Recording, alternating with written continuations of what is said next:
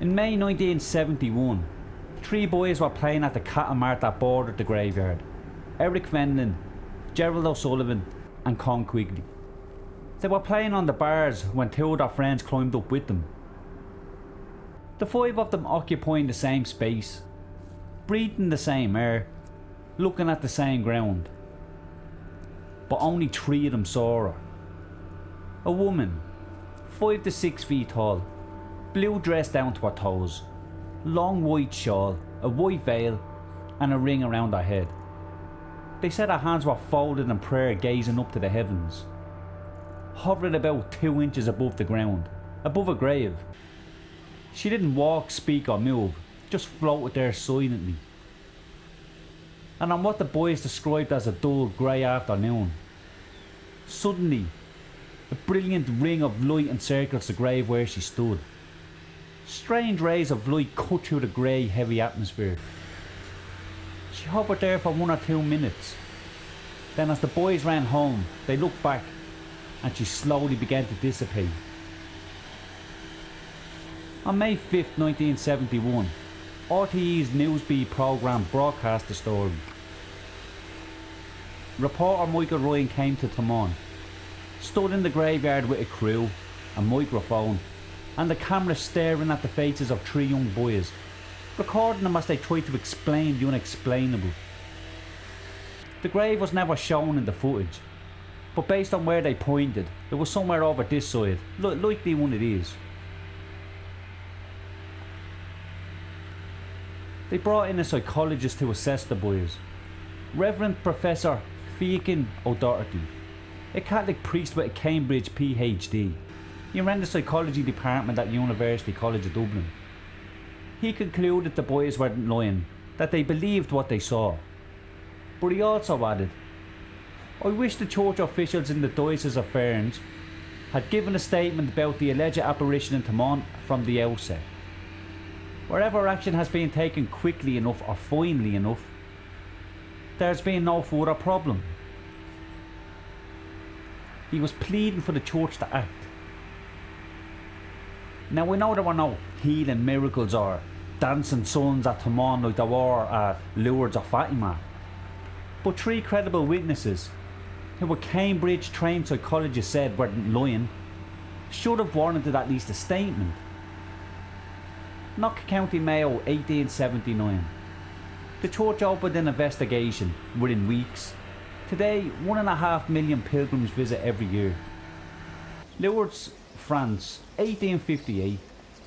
The church authenticated it in 1862. 4 years, 6 billion visitors a year, billions in revenue. Fatima, Portugal, 1917. The church officially approved it in 1930. 13 years, 6 million pilgrims. Taghmon, County Wexford, 1971. 54 years. No investigation, no clergy sent, but not even an official statement from the Diocese of Ferns. Silence.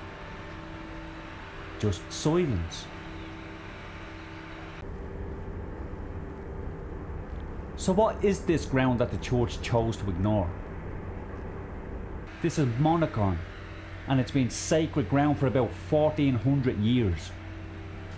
It's widely believed that this may be the original church site of the monastery founded by Saint Monachán, who died in the year 634 AD. There are 12 crosses in here, solid ringed granite. The stone is cold even in summer. Archaeologist Christian Corlett dated these to the possible 10th or 11th century.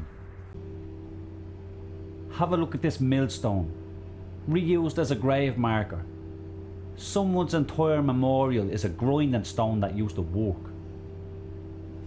The graveyard, a recorded monument and placed under the National Monuments Acts 1930 to 2014, protected by law. The graveyard borders what used to be the cattle mart, the area where the boys were playing in 1971 when they saw a woman floating above a grave surrounded by brilliant light. In 1998, archaeologists excavated the cattle mart site. They dug down through disturbed soil from modern construction When they hit Old Lourdes, they made a discovery. An Iron Age ditch, medieval ditches from the 12th and 15th centuries. An early medieval pit with charcoal and organic material, radiocarbon dated to 660 to 795 AD. This sacred ground is ancient, packed with layers of time. The annals record that Taghmon monastery was plundered by Vikings in 917 AD. Earlier raids in 824 and 828 were repelled by local forces. But not only Vikings killed here. In 1817 AD, Taghmon monastery went to war with Ferns monastery. King Cahill MacDulange, allied with Taghmon, he coveted the wealth and prestige of Ferns. The annals of Ulster record what happened next. Fierce bloody battle erupted, leaving more than 400 men dead. Irish monasteries weren't just places of prayer. They were monastic towns, small cities with political power, economic control and military obligations. When monasteries went to war, they brought armies. August 2021, Wexford County Council commissioned the Heritage Order of Taghmon Village. Archaeologists Colin Moriarty and Yvonne Whitty walked this graveyard. They photographed it, they measured it, they documented what they found. Their assessment was very poor state of preservation. The graveyard had been sprayed with weed killer. Here's footage of my visit in August 2025. Look at what they did. Brown everywhere, looking like a post-apocalyptic wasteland. Many headstones were disturbed, vandalised, desecrated. Look at this break. Clean, sharp, not weathered, not even aged. Brute force. The access laneway has a pointless locked gateway. Easy access through a stile for anyone with a hammer and contempt for the dead. Celtic cross is smashed. The stone rings that took a mason days to carve, shattered. Grave plots that once had decorative wooden railings look like they were stomped and kicked apart.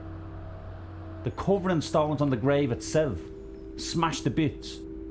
There are pieces of gravework scattered all across the graveyard, looking like some kind of war zone. Thankfully the medieval stone survived, standing proudly after 1,000 years of brutal Irish weather, bloody Cromwellian massacres. They could have been destroyed to accommodate the mass burials of rotten plague pits and starved famine dead, but still they stand. But these 19th century graves, they couldn't survive 54 years of silence. 2 locked gates that serve no purpose. There are 2 stiles anyone can walk through.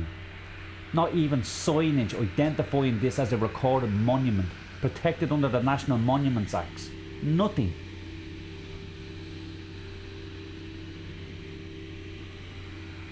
When I visited here in August 2025, I stood at the first stile thinking about what happened in 1971. The 3 boys, a woman in blue, and 54 years of silence. I set up my camera at the entrance and stepped over. When I played back the footage later, this is what I caught.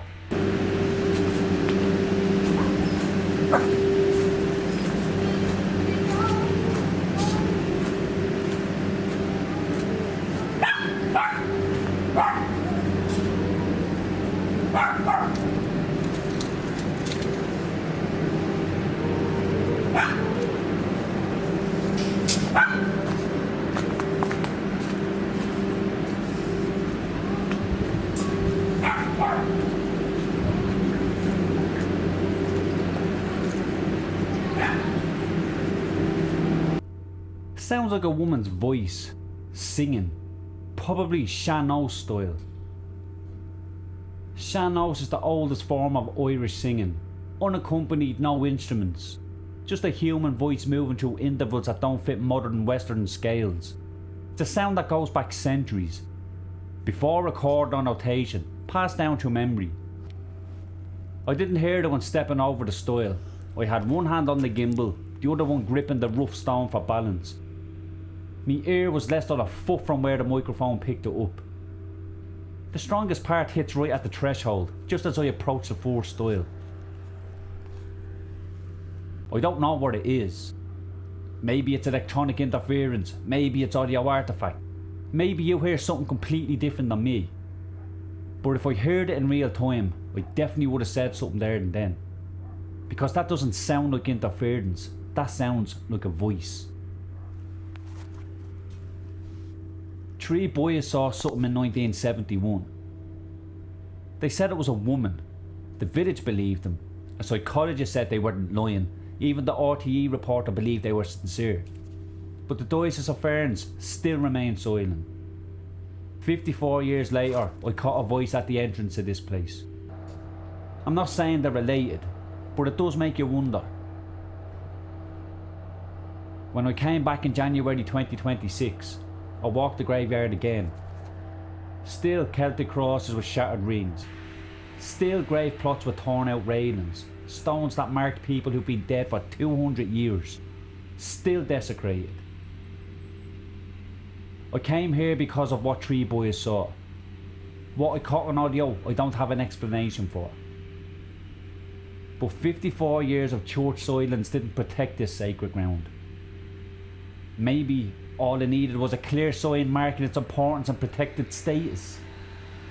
That just might have helped the vandals think twice before callously dishonouring the dead. I'm just noticing there,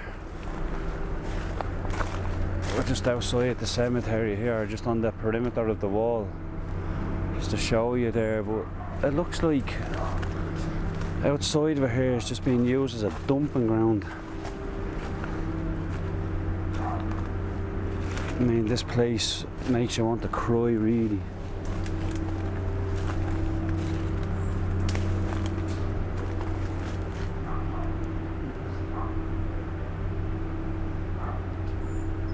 It's pretty shocking. I'm not going in any further than that, but you can see animal cages here and everything. Just left there. Do you think the boys are telling the truth? Let me know in the comments.